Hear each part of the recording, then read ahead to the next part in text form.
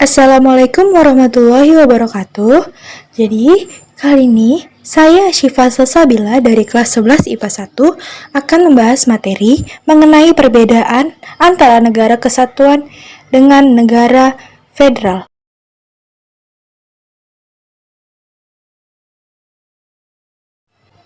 Yang pertama, perbedaan dalam hal negara dan wilayahnya. Negara kesatuan mempunyai wilayah di bawahnya yang biasanya disebut dengan provinsi atau pemerintah daerah yang tidak berdaulat dan mempunyai hak mengatur wilayahnya yang masih harus berpedoman pada pemerintah pusat. Sedangkan negara federal atau serikat memiliki negara-negara bagian di bawahnya yang biasanya disebut dengan negara bagian yang meskipun tidak berdaulat penuh mempunyai hak yang sangat besar dan tidak dipengaruhi kebijakannya oleh pusat.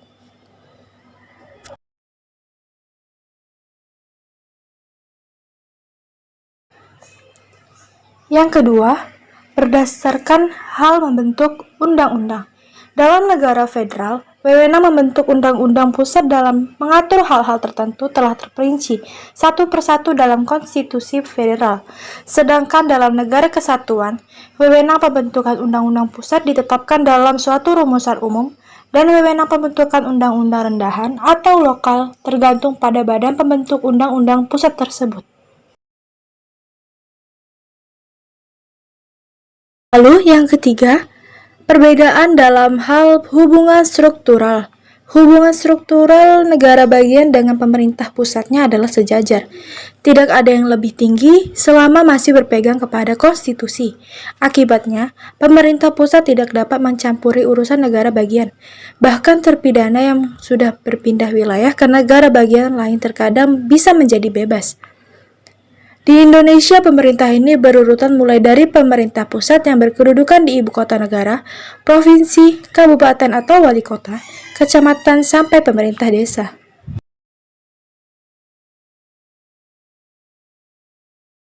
Yang keempat, yaitu perbedaan dalam hal kekuasaan pemerintah pusat. Negara bagian pada negara yang bentuknya serikat memiliki kekuasaan penuh sehingga pemerintah federal dan pemerintah negara bagian dalam bidang tertentu bebas satu sama lain. Contohnya negara federal dalam mengatur hubungan luar negerinya dan mencetak uang sendiri tanpa perlu pertimbangan negara bagian. Sebaliknya, negara bagian bebas mengatur kebudayaan, kesehatan, dan ras yang ada di wilayah tanpa campur tangan pemerintah federal. Sementara dalam negara kesatuan, wewenang pemerintah pusat dan daerah saling tergantung sama lain. Apabila daerah ingin melakukan hubungan luar negeri, undang-undang yang berlaku adalah undang-undang pusat.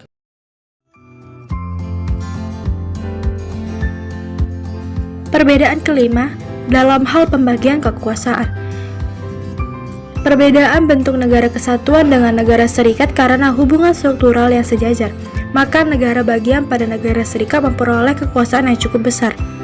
Bahkan di beberapa negara bagian tertentu menetapkan beberapa persen kontribusi kekuasaan pusat ke wilayahnya. Sedangkan pada negara kesatuan menganut sistem pembagian kekuasaan yang diatur oleh undang-undang. Ada negara yang menganut sistem sentralisasi, semua diatur oleh pemerintah pusat, dan ada yang menganut sistem desentralisasi, pembagian kekuasaan antara pemerintah pusat dan daerah.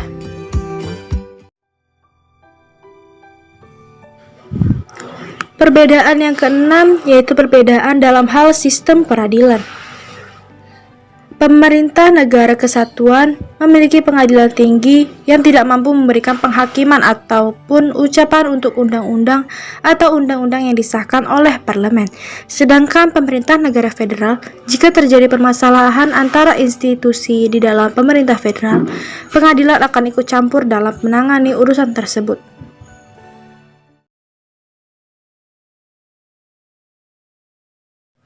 Oke, lanjut. Perbedaan yang ketujuh yaitu konsep pembentukan negara. Perbedaan mendasar dari negara kesatuan dan serikat merupakan konsep pembentukannya. Negara bagian biasanya terdiri dari negara yang sebelumnya terpisah-pisah, sedangkan negara kesatuan adalah kumpulan yang menjadi satu kemudian dibagi menjadi beberapa wilayah agar mudah pengaturan.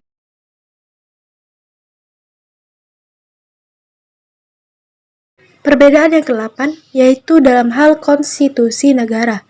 Konstitusi bagi negara bagian adalah hukum atau peraturan yang tidak mengikat. Selama tidak bertentangan, konstitusi tidak perlu dilaksanakan secara menyeluruh.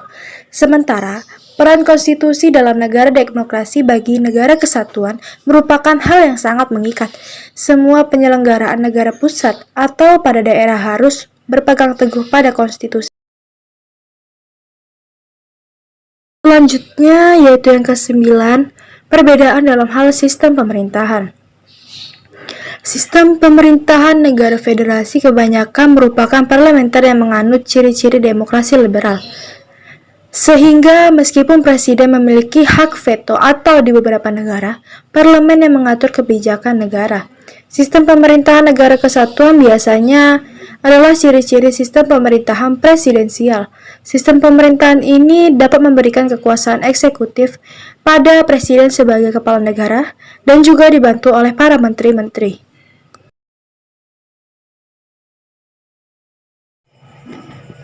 Perbedaan yang ke-10 yaitu perbedaan dalam struktur negara. Negara kesatuan memiliki satu undang-undang dasar, satu kepala negara, atau biasanya sekaligus kepala pemerintah, satu dewan menteri, dan satu lembaga legislatif atau dewan perwakilan rakyat, yang biasanya disingkat dengan DPR.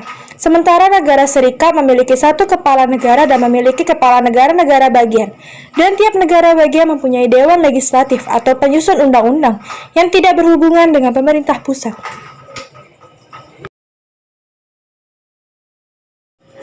11. Perbedaan dalam hal kebijakan. Pemerintahan daerah pada negara kesatuan adalah perpanjangan tangan dari pemerintah pusat, sehingga semua kebijakan, ideologi, politik, ekonomi, sosial, pertahanan, dan keamanan sama dengan pemerintah pusat.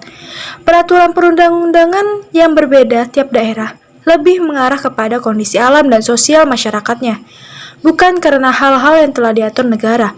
Negara bagian karena dapat membuat undang-undang yang berdiri sendiri terkadang mempunyai kebijakan yang berbeda dengan pemerintah pusat. Bahkan negara bagian dapat mengadakan perjanjian kerjasama dengan negara lain tanpa izin pemerintahan pusat. Selanjutnya, yang ke-12, perbedaan dalam hal kedaulatan. Di dalam negeri, tiap wilayahnya mempunyai hak mengatur dan menyelenggarakan pemerintahan sendiri. Negara kesatuan mempunyai kedaulatan ke dalam dan keluar. Maksudnya, pemerintah pusat berhak mengatur wilayahnya sesuai undang-undang yang berlaku. Dan semua wilayah yang berada di wilayahnya berpedoman pada penyelenggaraan pemerintah pusat. Selain itu, negara juga berdaulat keluar.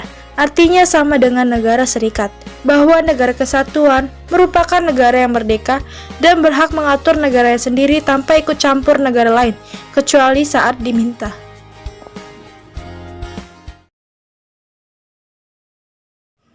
Perbedaan yang ke-13 yaitu perbedaan dalam hal lembaga-lembaga negara.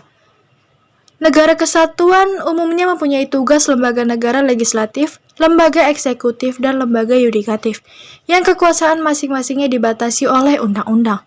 Sementara negara serikat atau federal umumnya tidak memiliki ketiga lembaga di atas secara lengkap, karena menganut asas liberal dan sistem pemerintahan parlementer. Kekuasaan pemerintahan berada pada suara partai yang berkuasa atau suara partai mayoritas. Parlemen juga tidak mempunyai hak apapun terhadap segala kebijakan presiden. Perbedaan yang ke-14 yaitu perbedaan tanggung jawab pemerintahan. Pemerintah pusat bertanggung jawab akan semua masalah penyelenggaraan negara dengan didukung pemerintah daerah. Setelah itu seluruh rakyat bersatu ikut bersama menyelesaikan masalah yang ada. Karena mereka negara kesatuan, masalah di suatu wilayah adalah masalah bersama. Berbeda dari negara kesatuan, masalah yang terjadi pada negara federal akan menjadi tanggung jawab warga daerah tersebut. Sebagai contoh, ketika adanya kerusuhan ras kulit hitam dan putih masih banyak terjadi di Mississippi, Amerika Serikat, negara bagian lain tidak turut menyelesaikannya. Hal tersebut dianggap masalah dalam negeri wilayah Mississippi.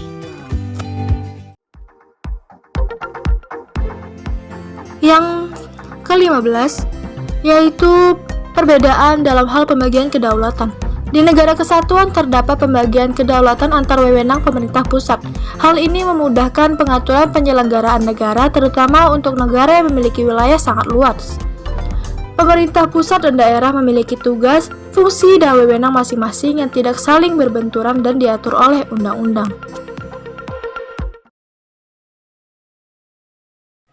Perbedaan yang ke-16 yaitu perbedaan dalam hal kepala negara.